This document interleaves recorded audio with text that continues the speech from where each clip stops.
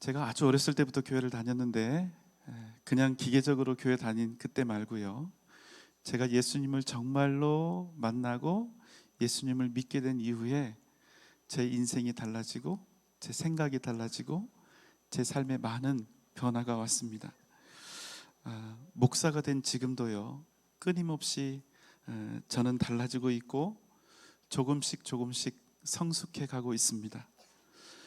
제가 제 자신을 바라봐도 너무나 부족하기 그지없지만 그래도 날마다 조금씩 더 어른이 되고 있다는 사실에 감사하고 있습니다. 앞으로도 주님 예수 안에서 제가 더 많이 성장하고 성숙할 수 있기를 소원하고 있습니다. 제가 대학 졸업할 때쯤, 그러니까 한 27살 될 때까지 제가 교회는 열심히 다녔지만 믿음이 없었습니다. 그래서 교회 다니는 게 즐겁지 않았어요. 어렵고 괴로웠습니다. 어쩌면 이 가운데도 저와 비슷한 경험을 하고 계신 분이 있을지 모르겠는데요. 믿음 없이 교회 다니고 믿음 없이 기도하고 믿음 없이 찬양하고 믿음 없이 예배를 드린다는 게 얼마나 쉽지 않은 일인지 모릅니다. 제가 청년 때까지 아주 되게 좋지 않은 습성이 하나 있었는데요. 그것은 끊임없이 다른 사람을 비판하고 마음속으로 비난하는 것이었습니다. 저 사람은 이렇고 이 사람은 저렇고 뭐가 틀렸고 뭐가 잘못되었고, 그래서 저 사람은 자격이 있고 또 없고, 저 사람은 뭐가 어째서 상대조차 하기 싫고, 그 성격도 똑 부러지는 성격인데요.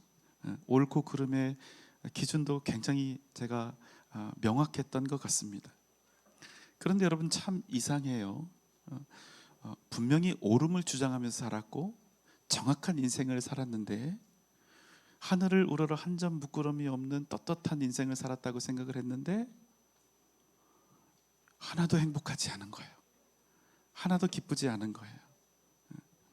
오히려 여러분, 이 마음을 살펴보니까 어땠냐면 다른 사람에 대한 미움으로 이 중심이 난도질이 되어 있는 것입니다.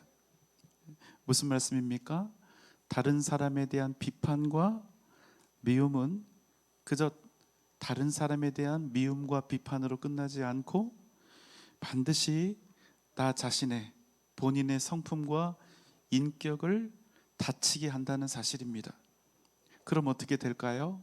다른 사람 평가하고 비난하는 인생 살면 결국 내 인생이 망쳐지게 되는 것입니다. 제가 그렇게 살다 보니까 인간관계가 좁아졌습니다. 사람을 많이 가렸어요. 겉으로는 누구든 만나면 반갑게 인사를 했지만 또 별 문제 없이 생활하는 것처럼 보였지만 사실 제 마음은 계속해서 누군가를 평가하고 비난하는 것으로 채워져 있었기 때문에 어쩔 수 없이 사람을 구분하고 또 많이 가렸던 것이지요. 수많은 사람들을 만났지요. 그들을 향해서 친구라고 불렀지만 제 마음속에는 내가 진짜 친구라고 생각하는 사람과 친구라고는 불러주지만 그냥 아는 사람, 이 경계가 상당히 명확했습니다. 그때를 생각하면 저를 아끼고 좋아해 주었던 그분들에게 얼마나 많이 미안하고 죄송한 마음이 드는지 몰라요. 특별히 제가 청년 시절에 교회에서 만나는 사람들을 좋아하지 않았습니다. 여러분, 교회만큼요 사람을 조건 없이 반기고 환영하고 또 즐거이 맞아주는 그런 곳이 있을까요? 없지요. 여러분, 이게 사실은 대단한 일입니다. 여러분, 사기꾼이 아닌데 이유 없이 누군가를 사랑하고 섬기고 챙긴다는 것은 여러분 보통 사랑이 아닌 거예요. 그런데 저는 그 사랑을 받으면서 불편했어요. 왜요? 내가 생각하는 기준에 합당한 사람하고만 친구 먹고 싶었으니까.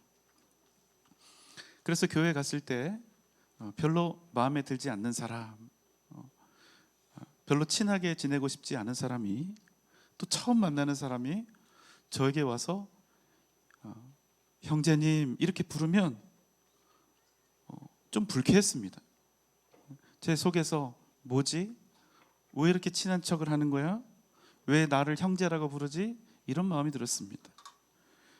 그렇지 않아도 교회 다니는 일이 별로 내키지 않았는데 부담스럽게 자꾸 형제라고 부르니까 절대로 좋을 리가 없었겠죠.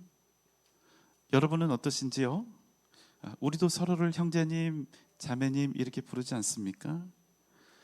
여러분, 우리가 서로를 향해서 형제라고, 자매라고 부르는 이 호칭이 합당하게 들리십니까? 우리가 여러분 피를 나눈 형제도 아니잖아요. 그렇다고 우리가 인간적으로 여기 있는 우리 모두가 다 개인적으로 알고 친하게 지내고 있는 것도 아니잖아요. 어떻게 보면 우리가 친구도 아닌데 이렇게 함께 모여서 예배를 드리고 있는 것 아닙니까? 하지만 웃겨요. 호칭은 형제고 자매가 되는 겁니다. 어떻습니까? 원래 여러분 형제 자매는 어떤 사람들을 말하는 거지요? 한 부모 밑에서 태어난 동기간을 일컬을 때 우리가 형제 자매라고 부르죠. 동기간이란 말이 뭡니까? 부모로부터 같은 기운을 타고난 사람, 그런 사이라는 뜻이 바로 동기간 아닙니까? 그러니까 여러분 진짜 형제가 아니면 이 호칭을 붙이기가 어려운 거예요. 진짜 가족이 아니면 쓸 수 없는 표현인 것입니다. 그러니까 여러분 우리가 모두가 다 친한 것도 아닌데 서로를 향해서 형제님, 자매님 부르는 것은 합당한 호칭이 아니라는 얘기입니다. 그런데 여러분 유독 교회에 오면요 죽자 살자 서로를 향해서 형제님, 자매님 부른다는 거예요. 다른 말로 뭡니까? 가족으로 대한다는 겁니다. 여러분 이게 맞는 걸까요? 여러분은 어떻게 생각하십니까? 오늘 우리가 함께 나눌 말씀은 형제, 자매, 가족에 관한 이야기입니다. 시편 133편 1절입니다. 보라, 형제가 연합하여 동거함이 어찌 그리 선하고 아름다운고. 자, 다윗이 노래하죠. 이 노래는 성전을 향해 올라가면서 부르는 노래인데요. 보라, 형제가 연합하여 동거함이 어찌 그리 선하고 아름다운고. 무슨 말씀입니까?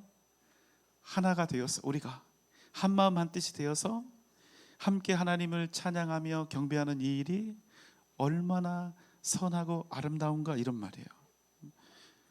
여러분 피를 나누었기 때문에 형제가 된 것이 아닙니다. 한 어미에게서 태어났기 때문에 우리가 형제인 것이 아니에요. 어떤 이유입니까? 오직 우리가 하나님의 백성, 하나님의 자녀가 되었다는 그 유일한 이유 때문에 우리가 형제가 되었다는 사실입니다.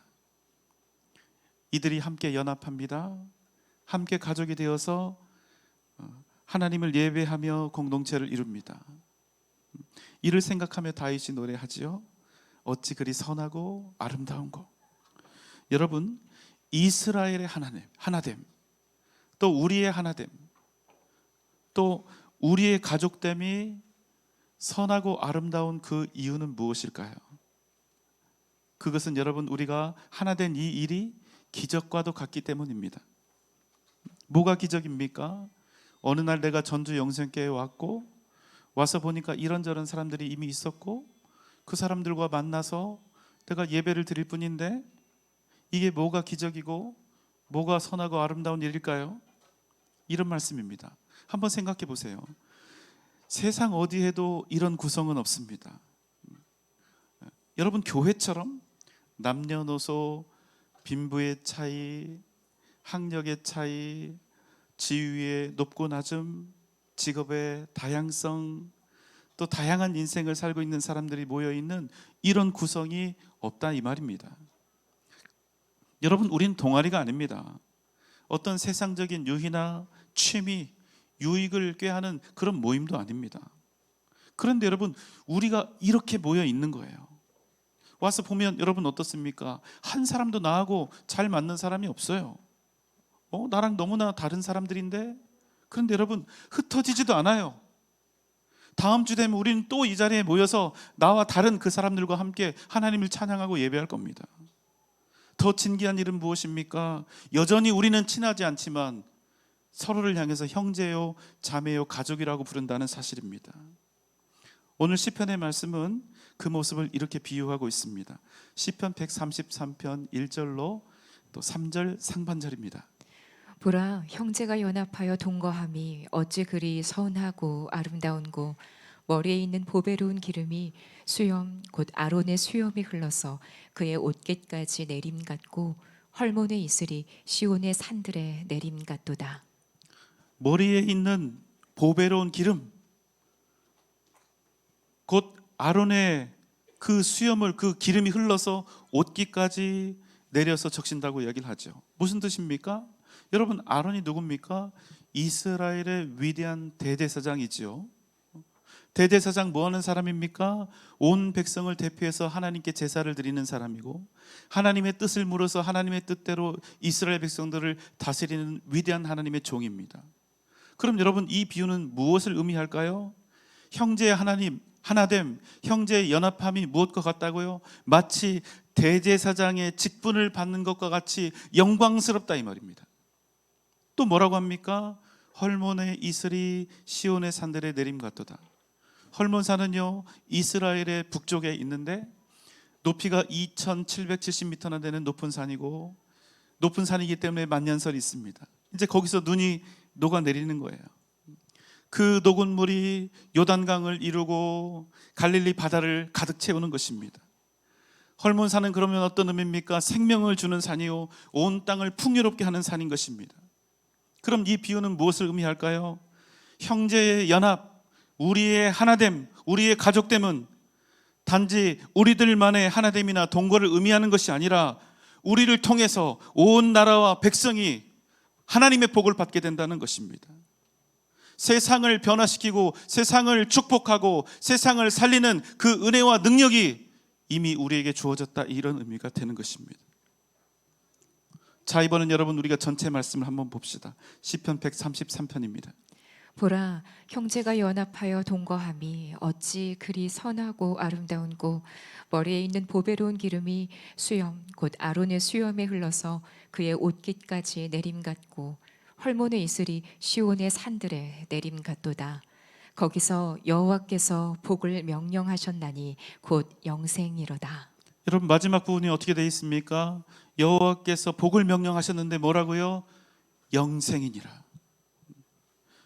다윗은 노래합니다. 주님의 부르심을 받아 연합을 이룬 그곳, 여러분 어딜까요? 교회입니다. 그곳에서 하나님께서 어떤 복을 명령하셨다고 말씀하지요? 어떤 복? 곧 영생이로다. 형제로 연합한, 가족으로 연합한 우리에게 영원한 생명을 허락하셨다는 것입니다. 무슨 말이에요? 하나님의 나라를 소유하는 영원한 특권을 우리에게 주셨다는 것입니다. 그런데 여러분, 하나님께서 왜 우리에게 하나님의 나라와 영원한 생명을 주셨을까요?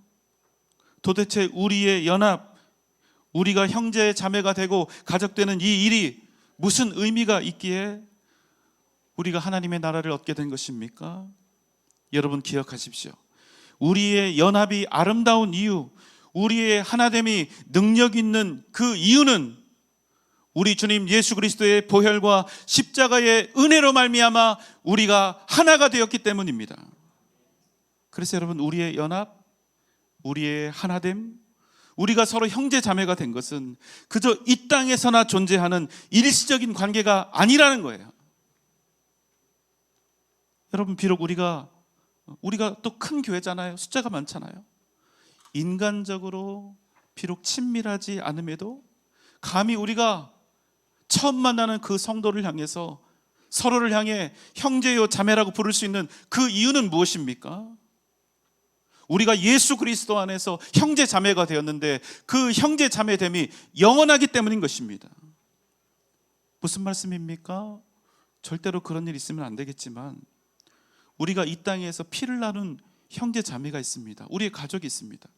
그런데 여러분, 그 가족은 영원하지 않을 수 있다는 거예요. 가족처럼 소중한 선물이 어디 있습니까?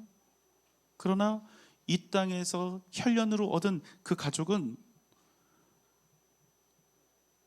그저 이 땅에서 제한된 그런 관계로 맞춰질 수 있다는 거예요. 이게 현실이라는 거예요. 그렇지만 여러분, 지금 우리 옆에 앉아있는 형제 자매들이요, 어쩌면 옆에 있는 그분 오늘 처음 만난 분일 수도 있어요.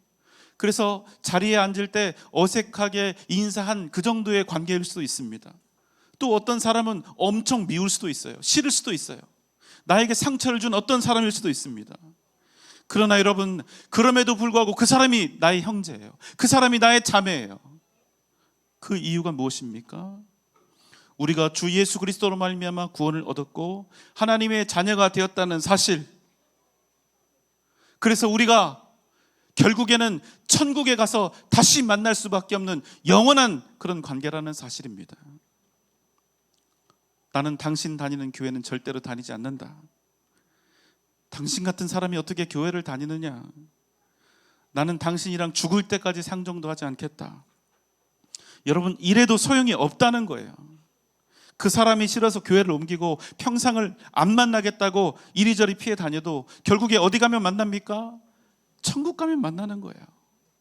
결국에 천국에 가면 반드시 만날 수밖에 없는, 절대로 피할 수밖에 없는 바로 그 가족이 지금 이 자리에 있다는 것입니다. 여러분, 그래서 이 관계는요, 우리가 이 땅에서 피로 얻은 그 가족보다 훨씬 더 강하고 영원한 관계입니다. 그래서 여러분, 우리가 서로의 얼굴을 잘 알지 못해도 우리가 영원한 형제요 자매요 가족이기 때문에 우리가 서로를 마땅히 형제요 자매라고 부를 수가 있는 것입니다. 왜요? 예수 그리스도의 십자가로 말미암아 이미 절대로 변치 않을 숙명으로 맺어진 영원한 가족이 바로 우리들이기 때문입니다. 그래서 여러분, 교회에만 오면 사랑 타령을 하는 거예요. 왜요? 우리한테는 선택의 여지가 없어요. 영원히 함께 살아야 할 가족들을 사랑하는 것 외에 우리가 뭘 할 수 있겠습니까? 사랑하는 여러분, 우리가 하나가 되었다는 사실, 우리가 연합하여 주님의 몸된 교회를 이루고 있다는 이 사실 하나만으로 우리는 이미 영원한 복, 영원한 생명을 얻은 사람인 줄 믿습니다. 자, 우리 함께 따라합시다. 우리는 영원한 가족입니다. 우리는 영원한 가족입니다. 믿습니까? 5월은 가정의 달이죠. 다시 한번 우리의 이 귀한 공동체의 의미를 다시 한번 새기는 은혜가 있기를 소망합니다. 또 현재 하나님께서 이 땅에 살 때 우리에게 주신 그 가족들 있죠. 한 사람도 빠짐없이 나의 영원한 가족들이 될 수 있도록 내가 생명 다해 그에게 복음을 전하리라 다시금 다짐하며 주님 앞에 간절히 구하는 은혜가 여러분 가운데 넘쳐나시기를 소망합니다. 사랑하는 형제 자매 여러분, 우리는 영원한 가족입니다. 함께 더불어 살아계신 하나님을 예배하며 믿음의 역사를 이뤄가는 복된 여러분 되시기를 주님의 이름으로 축원합니다.